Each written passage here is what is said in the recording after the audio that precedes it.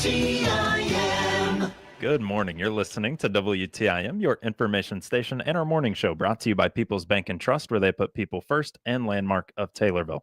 I'm your host, Grayson Bauman. Joining us in this segment, I've got Ellen Jackson. Ellen is the Emergency Response Coordinator, and I've got Chelsea Davis in the corner there, Director of Nursing with the Christian County Health Department. To the both of you, good morning. How are we?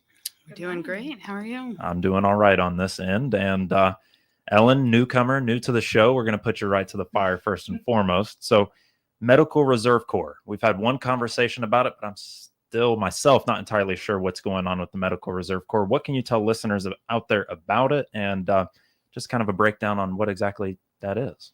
So the Medical Reserve Corps was founded after President Bush's 2002 State of the Union address, in which he asked Americans to volunteer in support of their country. And the Christian County MRC unit is housed under the Christian County Health Department and was reactivated in 2011. But more into what it is a volunteer organization with a national network of over 300,000 organized locally to improve health and safety for communities. MRC volunteers support Christian County in many ways, including community event support, training, emergency response, logistical support, and public health. MRC volunteers support public health initiatives, emergencies, and strengthen healthcare in their communities by working with local health departments, hospitals, and emergency responders. Okay, so it's a volunteer network for emergency responses, potentially for, things like a flu shot clinic and help there, things of that nature.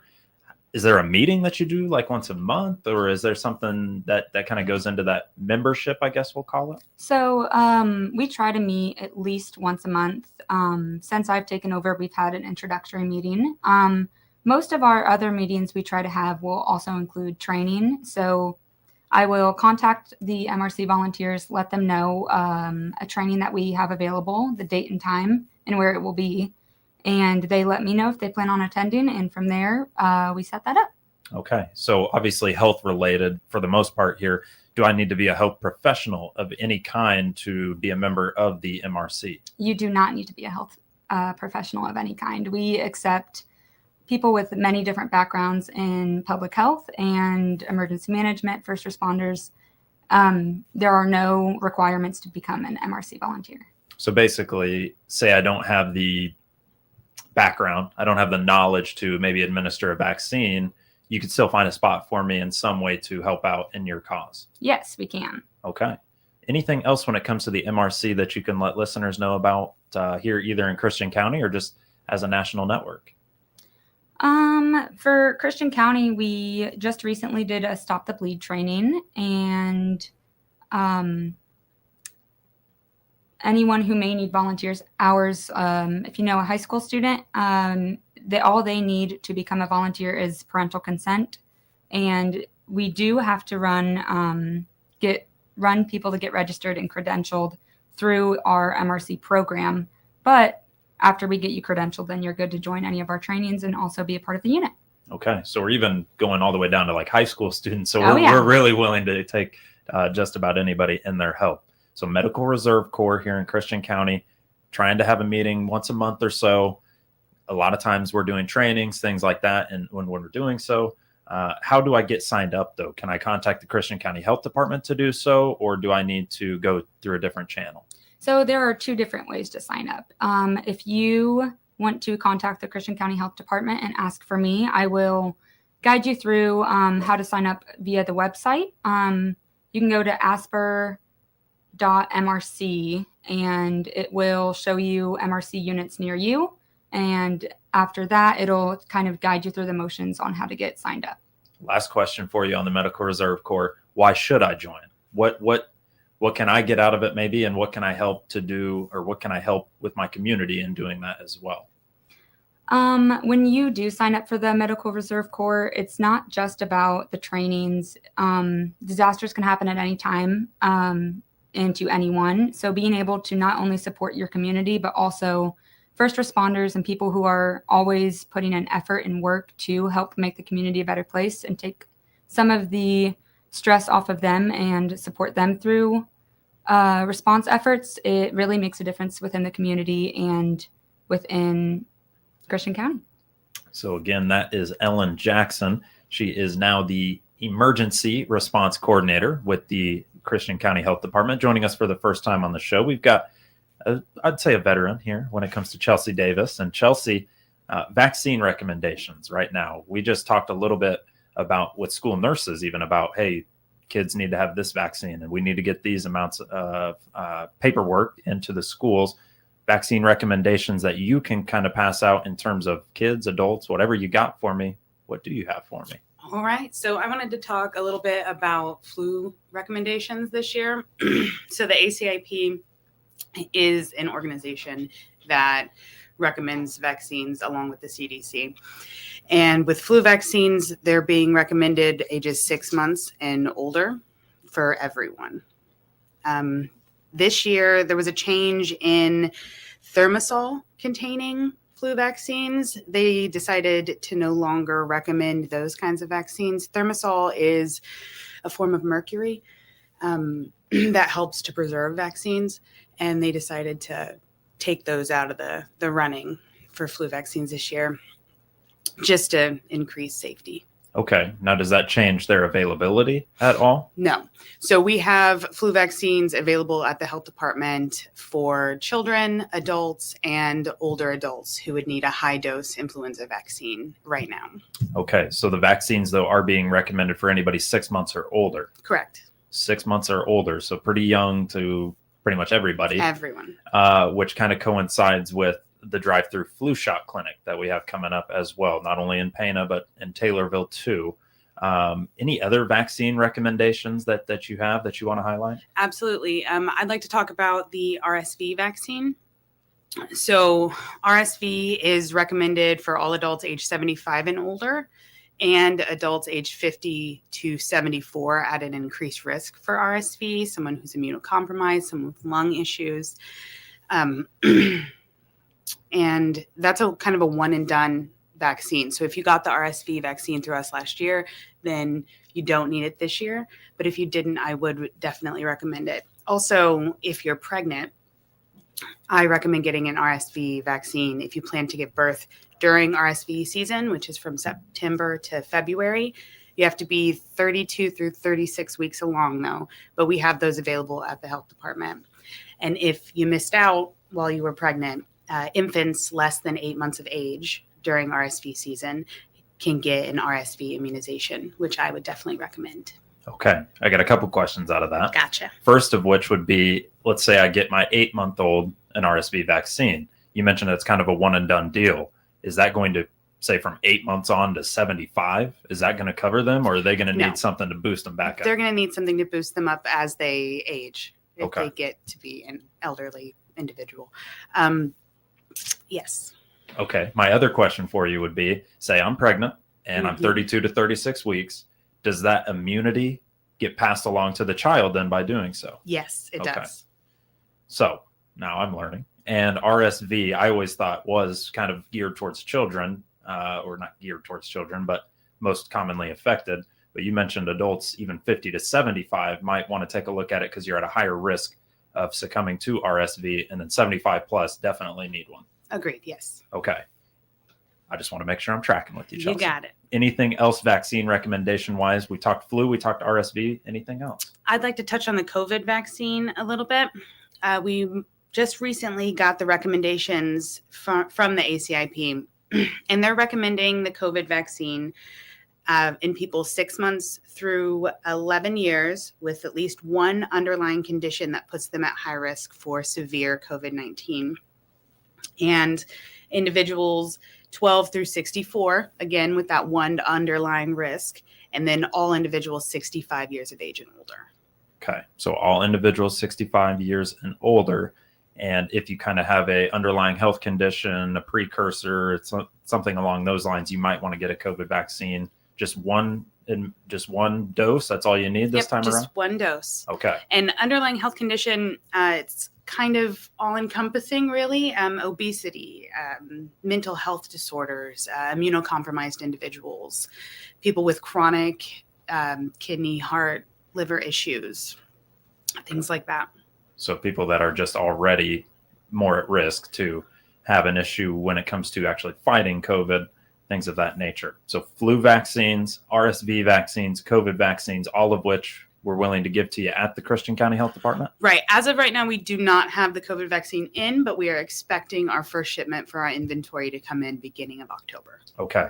Last question for you on the COVID vaccine. Is this more like a booster, or is this more or less, say I haven't gotten a COVID vaccine at all? Would I need to go ahead and get 2 shots? I would just need the one now. Just the one. So it's now every year like the flu. Okay. Every year like the flu. Flu, RSV, and COVID vaccines all coming to the Christian County Health Department, if not already had. Well, let's go ahead and take ourselves a break. We'll come back. We'll talk a little bit about the drive-through flu shot clinic as well. We're joined by Chelsea Davis, Director of Nursing, and Ellen Jackson, Emergency Response Coordinator with the Christian County Health Department. You're listening to WTIM, your information station.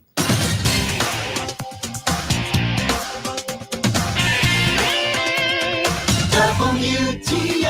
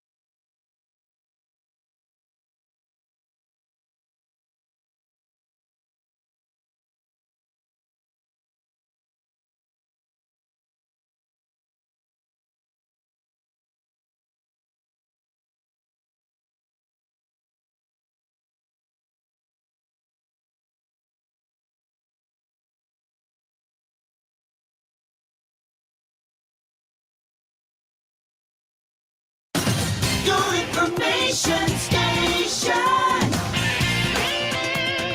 WTIM.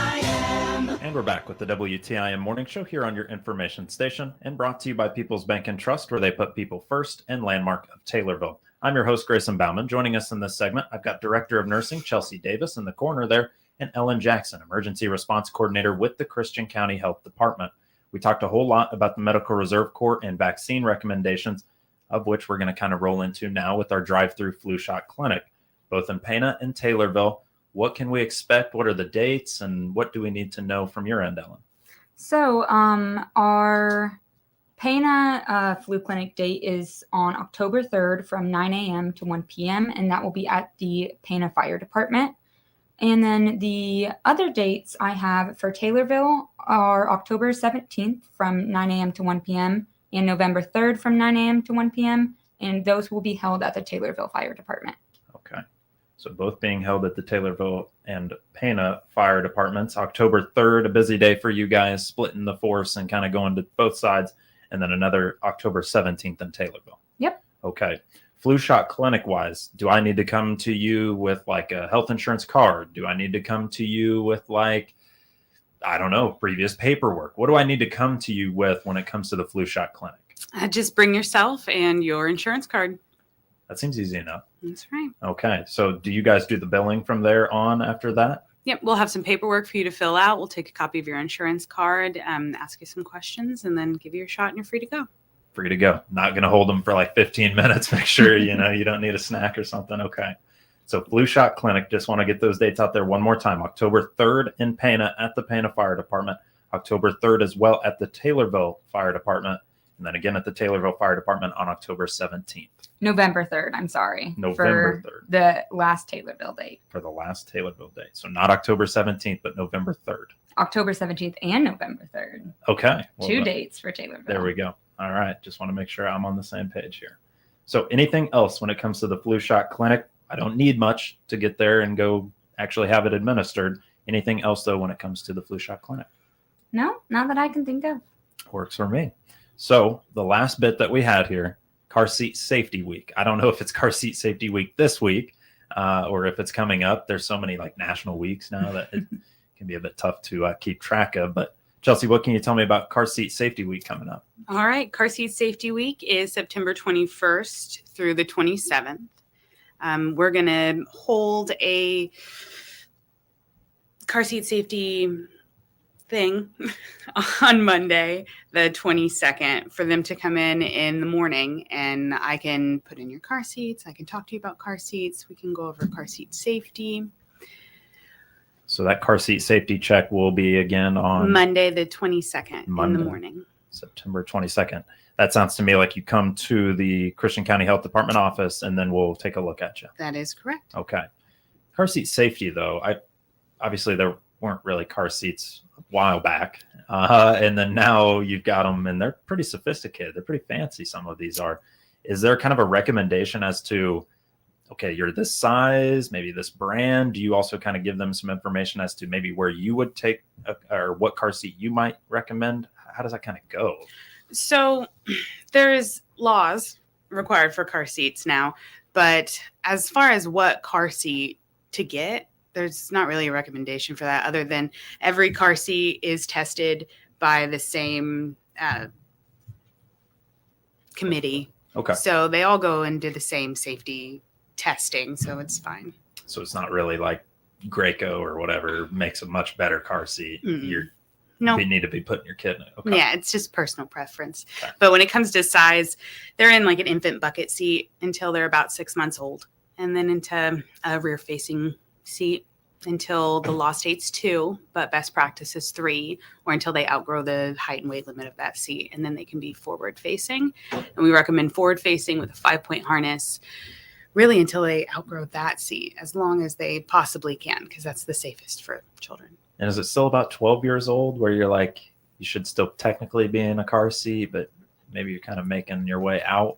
So after that 5-point harness, there's a high back booster and then a regular booster. And you can get out of a regular booster when you are tall enough for your feet to sit flat on the floor and your knees be at a 90-degree angle when your back is at the back of the seat and the seatbelt hits you correctly over your shoulder. So it's all about person. It's all about Yes. the child rather than just general overarching kind of guidelines. Absolutely. Okay. Just want to make sure I'm there with you.